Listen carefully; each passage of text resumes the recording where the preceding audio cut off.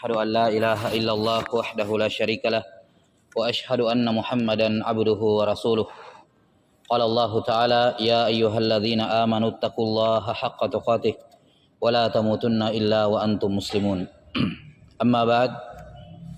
Alhamdulillah, segala pujian kita panjatkan kehadirat Allah Subhanahu wa taala yang masih memberikan kepada kita kesehatan dan waktu luang yang dengannya kita kembali berkumpul di rumah Allah Subhanahu wa taala untuk kembali mendengarkan pembacaan hadis-hadis Rasulullah sallallahu alaihi wasallam yang dibawakan oleh Imam An-Nawawi rahimahullah dalam Riyadhus Shalihin. Masih dalam bab fadli dha'fatil muslimin wal fuqara'i wal khamilin. Keutamaan kaum duafa dan fuqara dari kalangan kaum muslimin. Terakhir kita sudah bacakan hadis Abu Hurairah radhiyallahu ta'ala tentang seorang perempuan tua. Kita bacakan hadisnya. Annam ra'atan, kata Imam Nawawi rahimahullah, wa anhu radhiyallahu annam ra'atan sauda'a kanat taqumul masjid aw syabban fa faqadaha Rasulullah sallallahu alaihi wasallam fa sa'ala anha aw qala anhu fa qalu mata qala afala kuntum adantumuni fa ka'annahum saggaru amraha aw qala amrahu fa qala dulluni ala qabrihi fadalluhu fa shalla 'alaiha thumma qala inna hadhihi al-qubur mamlu'atan inna hadhihi al-qubura mamlu'atun zulmatan ala ahliha wa inna Allah ta'ala yunawwiruha lahum bisalati alaihim, muttafaqun alaih. Bahwa ada seorang, Abu Hurairah radhiyallahu anhu bercerita bahwa ada seorang perempuan berkulit hitam yang dia ini kerjanya membersihkan masjid dari sampah. Ya, kalau kita bilang sekarang pekerjaannya marbot lah, yang bersih-bersih masjid, mengurusi masjid dan seterusnya. Tapi ini bukan pekerjaannya, dia memang inisiatif sendiri. Ya, kalau ke masjid, dia memang sering sapu-sapu masjid gitu. Ini perempuan berkulit hitam ini, dia bukan orang Arab. Dia dulu di kampungnya seorang orang yang tidak memiliki status, apakah budak atau masyarakat biasa, saya lupa kisahnya. Yang jelas di kaumnya sebelumnya dia dituduh mencuri. Dia dituduh mencuri dan dizolimi dia ketika dituduh mencuri, sampai ditelanjangi untuk dicari barang curiannya tapi tidak ada. Allah Ta'ala membuktikan kebenarannya. Iya. Maka dia pun diusir ataupun dia pergi dari kampungnya dan mendatangi Madinah. Di Madinah, ya, dia kemudian tinggal di Madinah. Kemudian di antara yang dilakukan karena mensyukuri nikmat Allah Ta'ala kepadanya, dia diberikan hidayah kepada Islam, bertemu dengan Nabi Muhammad SAW. Sebagai bentuk kesyukurannya, dia pun menyerahkan hidupnya untuk berkhidmat kepada Masjid Nabawi. Iya. Ini kalau di zaman ulama ada istilahnya jiwar Masjidil Haram atau Masjid Nabawi, jiwarul haramain. Jadi orang-orang itu ada sejumlah ulama, kalau sudah umurnya sudah dia rasa-rasa sudah akan meninggal, dia akan pindah domisili menuju ke Mekah atau ke Madinah, ya, kemudian fokus. Ada yang tinggal di Masjid Nabawi, tinggal di Masjid Haram, beribadah, membersihkan masjid sampai dia meninggal di situ. Di antara yang melakukan hal ini atau banyak ulama, contohnya di antaranya oleh Imam Abu Syuja rahimahullah, penulis kitab Matan Abu Syuja dalam fikih Syafi'iyah. Iya, dikatakan jiwar Masjid Al-Haram. Maka perempuan ini datang, dia biasa membersihkan masjid. Setiap hari dilihat oleh Nabi sallallahu alaihi wasallam membersihkan masjid. Nah, kemudian suatu ketika Nabi SAW tidak mendapati perempuan ini. Berapa hari tidak kelihatan? Tidak kelihatan. Dan kebiasaan Nabi SAW kalau ada sahabat yang lama tidak kelihatan, ditanyai. Tafaqqadaha. Menunjukkan bagaimana besarnya perhatian beliau sallallahu alaihi wasallam kepada umat, kepada rakyat, kepada murid, kepada sahabat. Iya. Kalau lama tidak kelihatan, ditanyai kemana? Iya. Maka yang ditanya pun tidak merasa, oh saya dicari-cari mau diinterogasi, tidak. Maksudnya kamu ditanya itu kemana? Ya, sekedar mau ditahu kabarnya. Jangan sampai kenapa-kenapa. Ya. Ketika Nabi SAW tidak melihatnya, maka ditanya, mana perempuan itu yang biasa membersih-bersih masjid? Kata para sahabat, mata ya Rasulullah. Ya Rasulullah. Beliau meninggal, dia sudah meninggal. Maka beliau sedikit jengkel. Afala kuntum adantumuni? Kenapa kalian tidak mengabarkan kepada saya kematiannya? Biar saya bisa sholati, saya bisa antar jenazahnya, saya yang kuburkan. Karena dia sudah menjadi pelayannya Allah Ta'ala di Masjid Nabawi. Ya. Kenapa kalian tidak mengabarkan kepada saya kematiannya? Faka'annahum saggaru amraha. Disebutkan oleh Abu Hurairah, kayaknya sahabat tidak memberitahukan kepada Nabi SAW karena dipandang orang biasa saja. Ya. Nah, orang biasa, tidak ya dipandang enteng lah, dipandang kurang apa namanya jasanya gitu. Nah, maka sisi pendalilannya di sini Nabi SAW marah. Tunjukkan kepada saya kuburnya. Ini perempuan ini masuk dalam kategori kaum duafa muslimin, fakir muslimin. Ketika beliau melihat sebagian sahabat agak memandang remeh keadaannya karena dia perempuan berkulit hitam, mungkin dia budak, ya, bukan siapa-siapa, sehingga tidak dia kabari ketika Nabi SAW meninggal. Tidak perlulah kita repot-repot bangunkan Nabi SAW, mungkin malam hari meninggalnya. Tidak perlu kita repot-repot ini untuk mengganggu beliau, orang biasa saja yang meninggal, hanya karena dia duafa, orang miskin. Maka Nabi SAW menegur, kenapa kalian tidak memberitahukan kepada saya ketika dia meninggal? Ya. Ini menunjukkan keutamaan duafa wal masakin di tengah-tengah kaum muslimin kalau mereka adalah orang yang taat kepada Allah Subhanahu wa taala. Dan cukup menunjukkan keutamaannya kaum fakir, miskin, duafa dari kalangan kaum muslimin, bahwa mereka akan masuk surga 500 tahun lebih dahulu sebelum orang-orang kayanya dari kalangan kaum muslimin. Bahwa kaum duafa, al-fuqara wal masakin dari kalangan kaum muslimin, mereka akan lebih dahulu masuk surga 500 tahun mendahului orang-orang yang kaya. Kenapa terlambat orang kaya? Karena banyak yang mau diperiksa, banyak yang mau dihisap. Setiap sen, setiap rupiah yang masuk dan keluar akan dihisap oleh Allah Subhanahu wa taala. Al-fuqara wal masakin tidak banyak. Ya. Intinya di sini bagaimana Allah Taala melalui Nabi SAW memuliakan ad-duafa wal masakini. Karena itulah seorang muslim pantang bagi dia meremehkan orang-orang fakir, meremehkan orang-orang miskin hanya karena dia tidak, mohon maaf misalnya tidak sekolah, ya, atau pekerjaannya misalnya, mohon maaf misalnya ke bawah, ya, menengah ke bawah, pekerjaannya tidak dianggap, ya, kalau dia bicara nggak didengar, kalau dia kasih usul nggak diterima, ya, adanya sama seperti tidak adanya, ya, seorang muslim tidak boleh meremehkan. Kalau orang itu seorang muslim, maka dia adalah orang yang mulia dengan Islamnya, dia adalah orang yang mulia dengan imannya. Ya. Adapun orang yang bukan Islam, setinggi apapun kedudukannya, maka dia rendah di sisi Allah Taala karena ketiadaan iman. Maka orang muslim, walaupun dia secara status sosial rendah, tapi dia tinggi di sisi Allah Subhanahu Wa Taala. Inna akramakum indallahi atqakum. Yang menjadikan seorang tinggi di sisi Allah bukan status yang dibuat-buat oleh manusia, yang dibikin-bikin oleh manusia, bukan karena banyaknya followers, bukan karena banyak yang mengikutinya, banyak yang mengidolakannya, enggak. Ya, biar followersnya sampai berpuluh-puluh juta, semua mengeluh-ngeluhkan dia, memuji dia, tapi kalau dia rendah di sisi Allah Taala, maka dia adalah orang yang rendahan. Ya, demikian pula sebaliknya. Kalau dia tinggi di sisi Allah, tidak peduli semua manusia merendahkan dia, maka dia adalah orang yang tinggi di sisi Allah Subhanahu wa taala. Kita kembali, maka ketika Nabi SAW menegur, kenapa kalian tidak beritahukan kepada saya? Kayaknya mereka meremehkan jenazah perempuan yang meninggal ini. Ya. Beliau bersabda, "Dulluni ala qabri" atau qabriha. Tunjukkan kepada saya mana kuburnya. Beliau tidak sempat menyolati jenazahnya. Fadalluhu fasalla 'alaiha. Maka sahabat menunjukkan, ya Rasulullah, kuburnya di sana. Diantar Nabi SAW ke sana, ini kuburnya. Fasalla 'alaiha, maka beliau menyolati jenazahnya setelah dikubur itu, di atas kuburannya. Baik.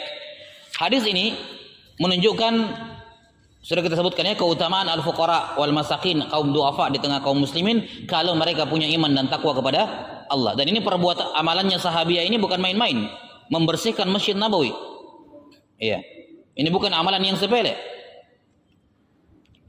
Kemudian di sini terdapat pendalilan bolehnya salat jenazah pada kuburan pada jenazah yang sudah dikubur. Boleh menyolati jenazah orang yang sudah dikubur. Syaratnya orang yang menyolatinya itu memang sudah akil balik ketika orang itu meninggal. Ya. Misalnya kalau sekarang misalnya saya datang ke nenek saya yang meninggal terus saya sholat jenazahnya, tidak boleh, karena ketika dia meninggal saya belum akil balik. Saya belum akil balik, belum boleh. Jadi yang boleh menyolati hanyalah orang yang ketika orang itu meninggal dia sudah syah sholatnya, ya, yaitu akil balik. Nah, kemudian tentu saja tetap menghadap kiblat, ya, tetap menghadap kiblat. Jadi menjadikan kuburan antara dia dengan kiblat. Ya, karena itulah kuburan atau jenazah wajib dimiringkan di lubang lahat untuk menghadap apa? Menghadap kiblat. Wajib dimiringkan jenazahnya menghadap ke kiblat. Kapan terlanjur dikubur dan ternyata tidak menghadap kiblat, wajib dibongkar kuburnya. Wajib dibongkar, digali kembali, diarahkan ke kiblat, baru ditutup kembali. Karena menghadapkan jenazah ke arah kiblat hukumnya wajib. Kemudian berapa lama seorang itu boleh menyolati jenazah yang sudah dikubur? Ya, sebagian ulama seperti dalam mazhab Imam Ahmad mengatakan maksimal 1 bulan. Maksimal satu bulan, paling lama. Kalau sudah lewat 1 bulan meninggalnya sudah tidak boleh disolati. Dan sebagian ulama dalam mazhab Syafi'i misalnya mengatakan selama kira-kira masih ada tengkoraknya di dalam, belum habis. Ya, itu dikembalikan kepada ahli. Kira-kira rata-rata orang kalau dikubur itu jenazahnya sampai berapa lama baru hancur. Kalau misalnya mengatakan mungkin 2 bulan, berarti 2 bulan masih boleh karena masih ada jenazahnya di dalam. Ya, ini pendapat dari sebagian ulama, diantaranya para fuqaha Syafi'iyah rahimahumullahu taala. Ya. Kemudian tentu saja yang menyolati di atas kuburan bukan orang yang sudah pernah menyolatinya sebelumnya. Ya. Karena jenazah itu satu orang cuma 1 kali. Ya. Tidak diperbolehkan seorang itu sholat jenazah berkali-kali pada jenazah yang sama. Kalau dia sudah menyolati jenazahnya ketika di masjid, ya dia tidak boleh lagi menyolatinya di kuburan. Jadi ini keringanan hanya bagi orang yang tidak sempat menyolati jenazahnya sebelum dikubur. Ya. Nah, makanya juga menjadi solusi. Misalnya bagi keluarga yang tinggalnya terlalu jauh, pas meninggal gitu ya, ditunggui terlalu lama, khawatir rusak jenazahnya kalau ditunggui terlalu lama, ya dikuburkan saja. Nanti kalau dia terlambat datang disolati, ya silakan dia solati di kuburannya, kan begitu. Ini diperbolehkan. Allahu a'lam bishawab. Kemudian setelah itu Nabi SAW bersabda, menyebutkan apa 7 atau diantara manfaat solat Nabi SAW di kuburan itu. Kata beliau, inna hadhil qubura mamlu'atun zulmatan ala ahliha. Sesungguhnya kubur-kubur ini dipenuhi oleh kegelapan, ya, bagi para penghuninya, ya, bagi para penghuninya. Dan sesungguhnya Allah Taala memberikan cahaya kepada mereka disebabkan solat saya ini. Ini salah satu bentuk syafaat Nabi Muhammad SAW yang beliau berikan ketika beliau masih hidup. Karena syafaat Nabi SAW ada syafaat nanti ketika beliau bangkit kembali. Dan ada syafaat yang beliau sudah berikan ketika beliau masih hidup. Ya, salah satunya adalah ini. Ketika beliau SAW menyolati jenazah, maka itu menjadi syafaat, Allah Ta'ala berikan cahaya ke kubur orang-orang yang ada di situ. Ini hadis muttafaqun alaih, hadis Bukhari dan Muslim. Hadis berikutnya, wa anhu radhiyallahu anhu annahu qala Rasulullah sallallahu alaihi wasallam, rubba ash'atha madfu'in bil abwab law aqsama 'ala Allahi la abarrah. Rawahu Muslim. Rasulullah SAW bersabda, rubba ash'atha, betapa banyak, ya, betapa banyak orang yang ash'ath. Ash'ath itu acak-acakan rambutnya, ya, acak-acakan rambutnya, tidak terurus rambutnya. 6. Ash'atha madfu'in bil abwab, yang ditolak di pintu-pintu. Datang ke pintu rumah orang minta bantuan, ditolak. Datang ke rumah pintu yang lain minta bantuan, ditolak. Padahal memang dia butuh. Memang dalam Islam meminta-minta itu dilarang, haram hukumnya. Dan seorang muslim juga jangan terbiasa memberikan bantuan kepada orang yang meminta-minta. Itu bukan hal yang bagus. Tapi itu bukan berarti semua peminta-minta ditolak, karena ada juga orang minta-minta memang betul-betul butuh. Maka di sini dia harus bisa bedakan. Jangan sampai dia pukul rata semuanya. Oh, semua yang datang minta-minta bohong-bohong semuanya. Akhirnya dia menzalimi salah seorang yang benar. Ada yang betul-betul datang minta bantuan, diusir. karena oknum yang lain yang minta-mintanya, maka dia harus perhatikan betul. Dia tanyakan, dia cari tahu misalnya. Lagi pula bersedekah kepada orang tidak, sedekah yang diberikan kepada pemilik yang tidak sedekah yang tidak tepat sasaran itu tidak mengurangi pahala, ya kan? Sebenarnya dalam hadis ada orang malam-malam bersedekah, ternyata yang terima orang kaya. Besok paginya orang ngomong-ngomong, wah ini dia sedekah, ternyata yang terima orang kaya. Maka kata Nabi SAW, semoga yang kaya dapat pelajaran dari sedekah supaya dia juga ikut bersedekah. Maka bukan syarat seorang dapat pahala dari sedekah nanti sedekahnya harus tepat sasaran baru dapat pahala. Enggak. Walaupun kita bersedekah kepada orang yang salah, itu urusan dia gitu. Ya, urusan dia minta-mintanya bohong-bohong atau tidak, itu urusan dia dengan Allah. Kalau kita niatnya bersedekah, ya kita dapatkan pahalanya. Enggak ada urusan. Ya, kita bersedekah ke yayasan, kita bersedekah ke pondok pesantren kita ini, terus misalnya terjadi penggelapan, terserah dia, itu urusan dia dengan Allah, tidak mengurangi pahala kita sama sekali. Yang ingin kita tekankan di sini, betul perbuatan meminta-minta dilarang dalam Islam. Haram meminta-minta dalam Islam kecuali 3 alasan yang disebutkan dalam hadis. Ya, yaitu orang yang 2 orang tetangganya bersaksi bahwa dia memang orang miskin, tidak punya apa-apa. Jelas ya? Ya, mungkin kalau kita sekarang ada kartu tanda miskin ya, selain. Ya, itu pun tentunya ya yang bertanggung jawab yang keluarkan itu kartu, benar atau tidak. Jangan sampai mampu terus dikeluarkan kartu karena begini dan karena begitu. Ya, kalau kita sekarang, kalau zaman Nabi SAW, kata Nabi SAW, boleh, tidak halal meminta-minta kecuali 1 dari 3 orang. Salah satunya ada 2 orang tetangganya yang bersaksi bahwa dia orang miskin. Maka tahillu lahu, maka halal bagi dia as-soal, minta-minta. Dan kita kasih dia, wajib memberikan kalau kita mampu. Nah, intinya di sini adalah kata Nabi SAW, berapa banyak orang yang asy'asa, berantakan rambutnya, tidak terurus rambutnya, boro-boro mau pikir sampo, makan saja susah. Ya, kan begitu. Makan saja susah, mau pikir-pikir yang lain. Boro-boro ganti baju, ini bajunya yang lusuh. Ya, berpikir mau beli ganti beli setrika untuk setrika bajunya atau ganti baju yang baru, makan saja susah. Ya, itu maksudnya orang tidak terurus karena memang tidak mampu. Betapa banyak orang yang seperti itu, madfu'un bil abwab, setiap kali datang ke pintu-pintu rumah orang meminta bantuan padahal betul-betul dia butuh, diusir, ditolak. Tapi lau aqsama 'ala Allahi la abarrah. Betapa banyak orang seperti itu, tapi kalau dia bersumpah dengan nama Allah akan terjadi sesuatu, betul-betul terjadi sesuatu. Ya. Seperti kisah 3 orang ya yang diuji oleh Allah Ta'ala dari Bani Israel itu. Mungkin akan diterangkan nanti disebutkan hadisnya. Jadi intinya di sini adalah orang yang aut-autan ya, tampilannya berantakan gitu dalam tanda kutip ya. Bukan karena dia sengaja begitu. Ya. Karena innallaha jamil yuhibbul jamal. Kalau kamu bisa perindah pakaianmu, perindah pakaianmu. Kamu bisa perindah rambutmu, perindah rambutmu. Ini orang tidak berantakan penampilannya karena memang miskin, tidak mampu. Dan ketika minta bantuan ditolak. Banyak orang seperti itu, tapi ternyata doanya makbul indallah, diterima doanya oleh Allah Subhanahu wa taala.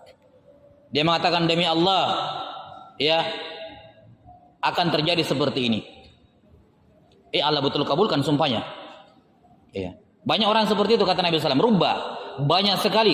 Ada banyak orang yang miskin, duafa, fuqara, nggak dipandang, diusir ketika minta. Tapi ternyata ketika dia ngomong, Allah kabulkan ucapannya. Karena itulah memang ya diantara doa-doa mustajabah ya doa-doa dari orang seperti ini.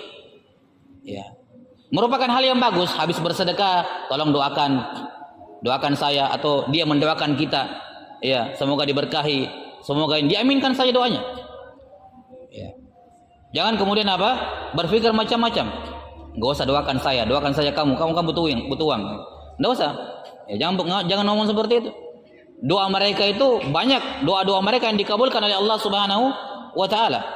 Nah, ya, cuman juga jangan jadinya memberinya main tawar-tawar.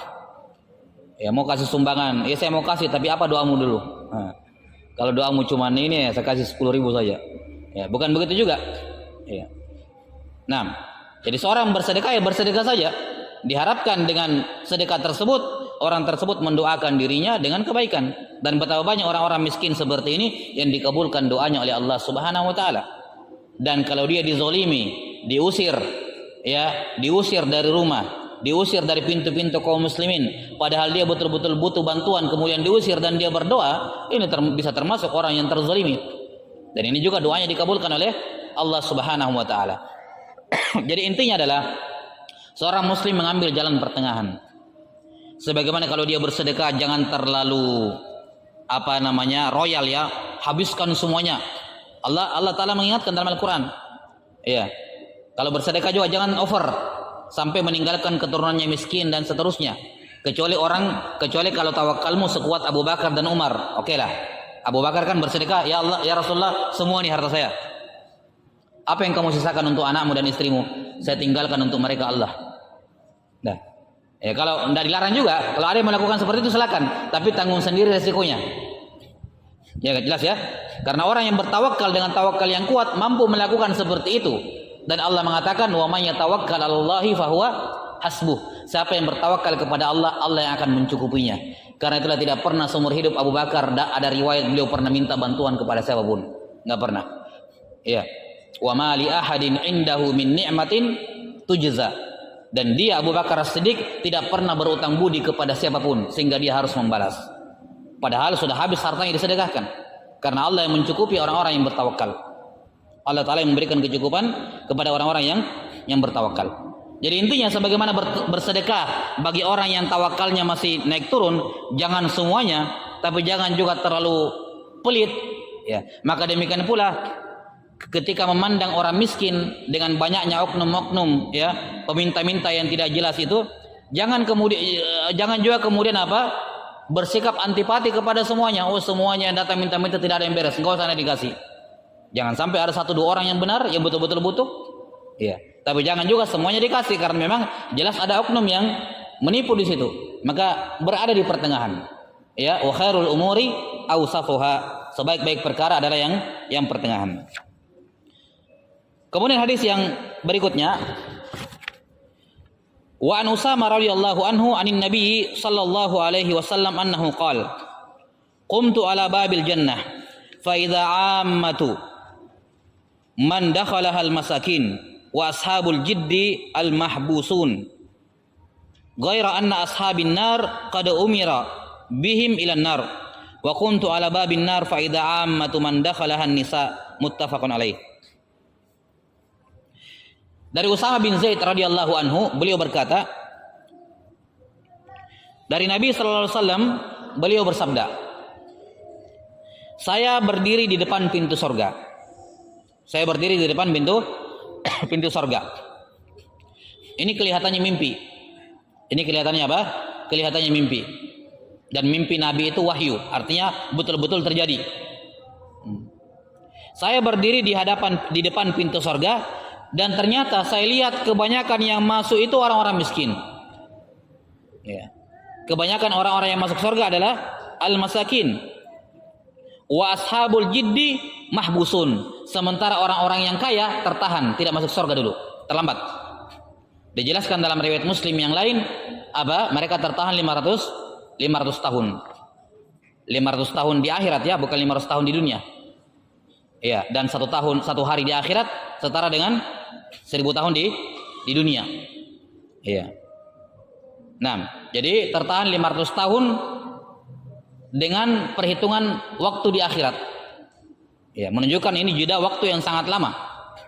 Karena 1 tahun di akhirat setara dengan 1000 tahun di dunia. Ini tertahan selama 500 tahun.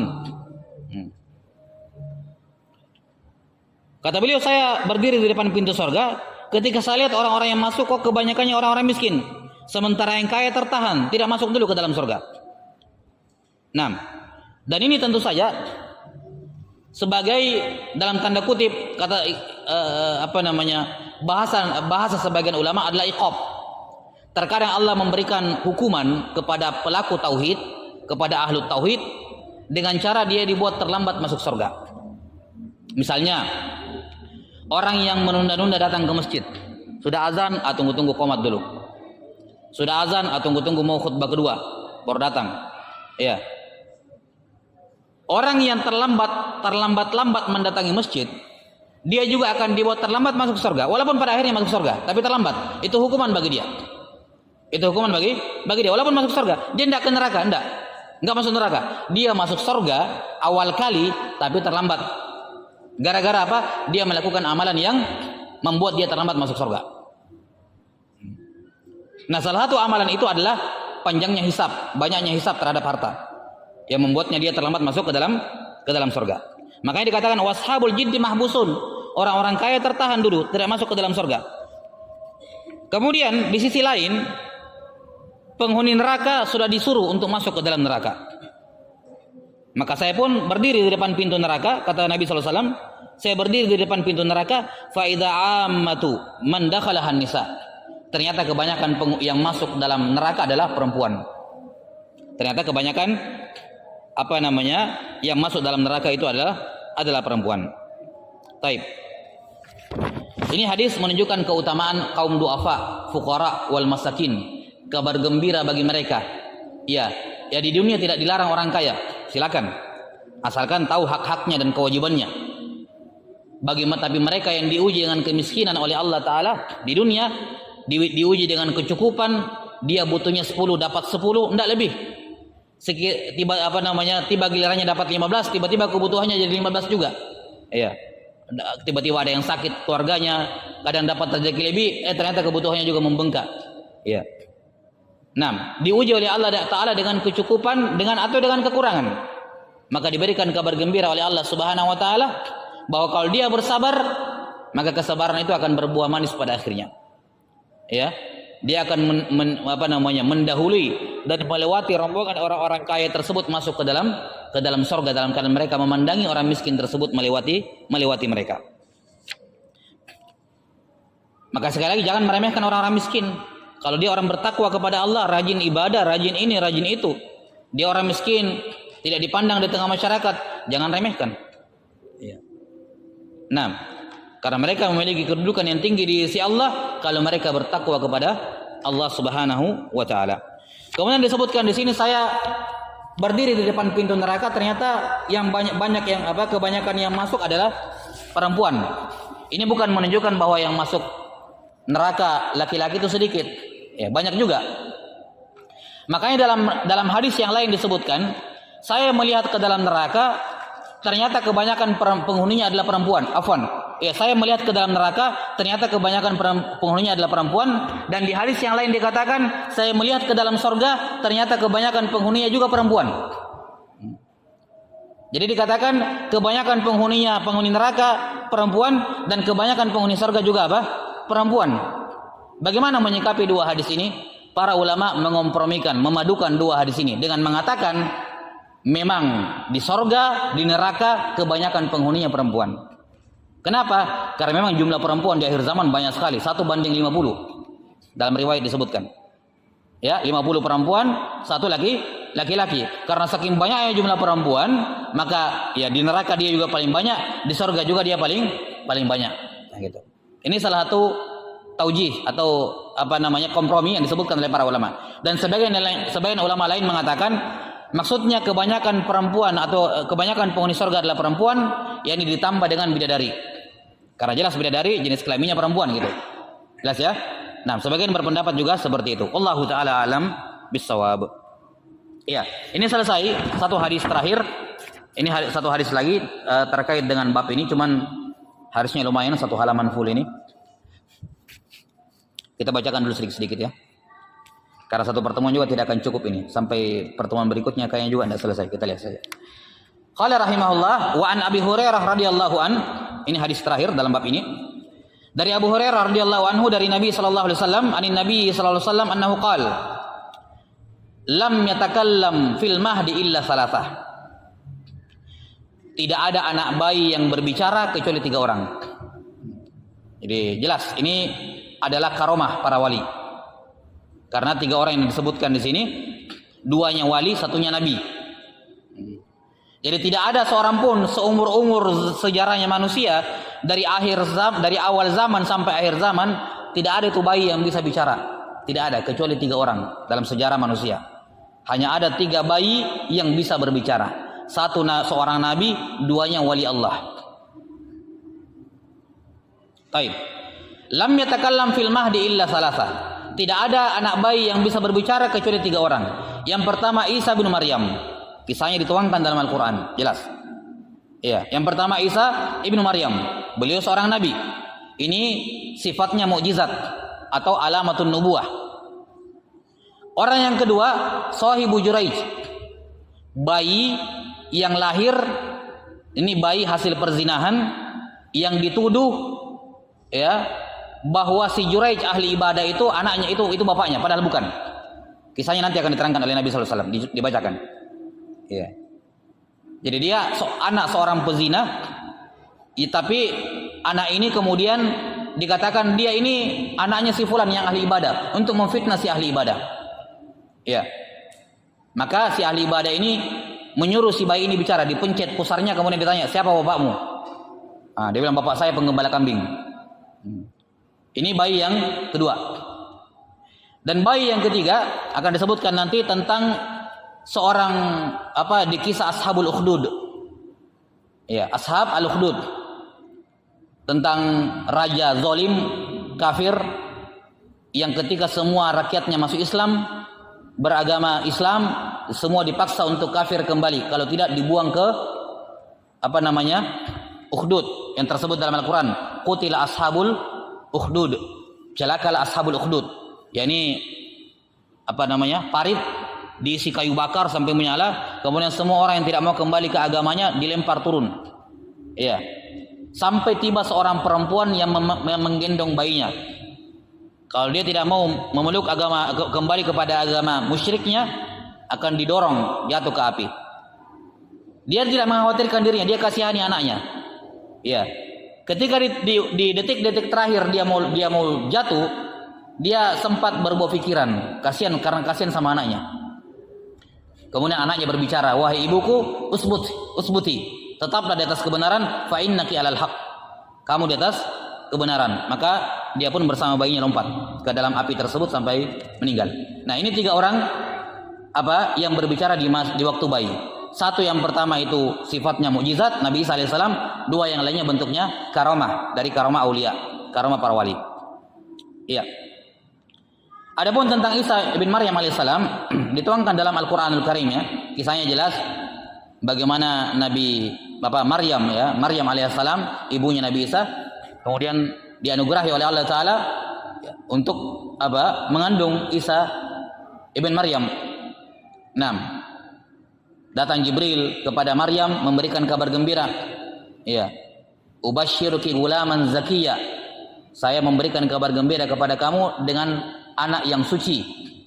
Ya.